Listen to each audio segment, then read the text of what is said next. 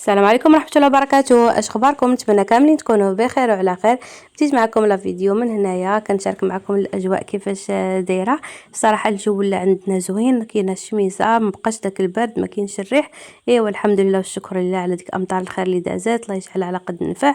وهنا كنقولوا الجو زوين، كنقولوا التصبين. درت الماكينه ديال الحوايج وهذه الا ولات تصبنا نشرهم، ودرت هنا الحوايج ملونين حتى هما ينشرهم. وفي هذا لا فيديو هذا نشارك معكم بزاف ديال الحاجات اللي هما زوينين يعجبوكم. بالنسبه للبنات هنايا نشارك معكم واحد المنتوجات اللي هما عندي كنستعملهم ولا سالا وكنعاود ناخذهم، قلت نشاركهم معكم. بالنسبه لهاد لي فيتامين هادو زوينين بصراحه، كاينين 12 الفيتامين وفيه 30 حبه، كتشربي وحده في النهار كتحسي براسك راكي رشيقه وقادره ديري بزاف ديال الاشغال. بالنسبه لهاد لي كريم هادو حتى هما نشاركهم معكم. هذا كريم توا فيه فيتامين سي وفيه واحد الحمايه ديال الشمس اللي هي ديال 50%. وهاد الكريم هذا حتى هو زوين. بالنسبه لهاد المنتوجات راه متواجدين في ميركادونا.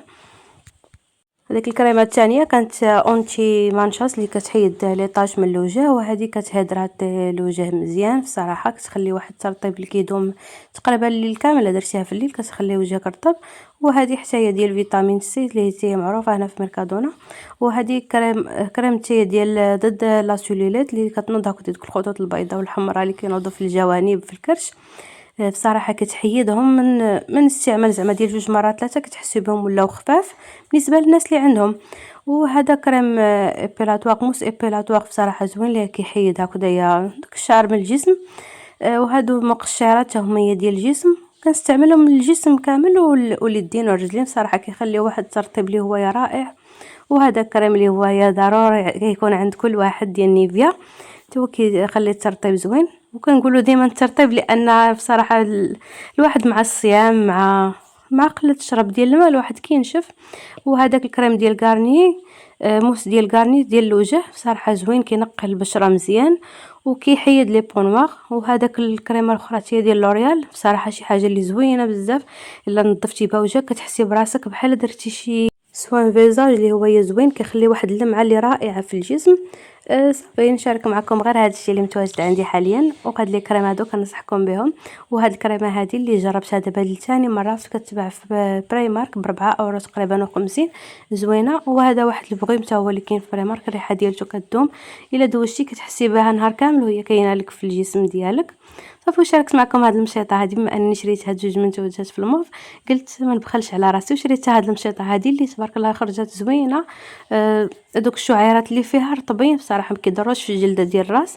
صافي هنا ضربتها بواحد التخميله الكوزينه، مسحتها ديال البلاكارات، كتعرفوا البيض كيتمانشا ضيا. صافي قلت نظفها مزيان باش نشقى بها على راحه. الواحد هكذا مره في السيمانه ضروري ما كندير لها هذه المسحه هذه. صافي هنا قلت نصايب الفطور ديالي، رديت الحريره كطيب ودرت هنايا شويه ديال البزروق في الطاجين، ودرت هنايا شويه ديال صدر ديال الدجاج هكذا غير الوليدات. وهنايا نصايب واحد المقيله ديال كروفيت بيلبيل. صافي هكذا كروفيت بيلبيل كيجي زوين غير مع مطيشه هكذا محكوكه مع واحد راس ديال ولا 2 ديال الثومه مع ورقه ديال سيدنا موسى، شويه ديال زيت العود والملحه البزار، شويه ديال التحميره فيمي، كتجي رائعه بصراحه. صافي كانت هذه العشيوه ديالنا. بما انني كنفطر انايا دائما بوحدي، هنايا راجلي كان جاب الخدمه، حطيت ليها الطويبله هذه على هذا الشكل هذا كياكل حيت كيفطر في الخدمه غير كيبغي هكذا شي حاجه في الليل ضروري من الحريره وهذا الشيء هكذا كنحط ليه قسم الله. وهنايا كنت صايبت هادو بحال ديكيش اللي هما يا صغار، صايبتهم بهاد الورقه هذه ديال البيتا، درتهم في هذوك الليمون وعمرتهم هكذا بالحشوه ديال الدجاج مع العطريه ديال الشاورما بصله والفرماج وهذيك الصوص فروماجيق بصراحه زوينه بصراحه لذيذه. صافي شبعتهم مزيان فرماج وعمرتهم مزيان. هاد لي كيش هكذا جاو بصراحه زوين الشكل ديال الورده. صافي وحطيتهم. وهنا نشارك معكم عاوتاني نهار تاني حتى هو نشارك معكم شنو حضرت فيه الفطور. هنايا قطعت شويه ديال البرباخ يزو، شويه ديال الكيوي التفاح، وندير بهم عصير مع الليمون حتى هو غير حيت ليه الجلوف ديالو وطحنت كلشي بالماء.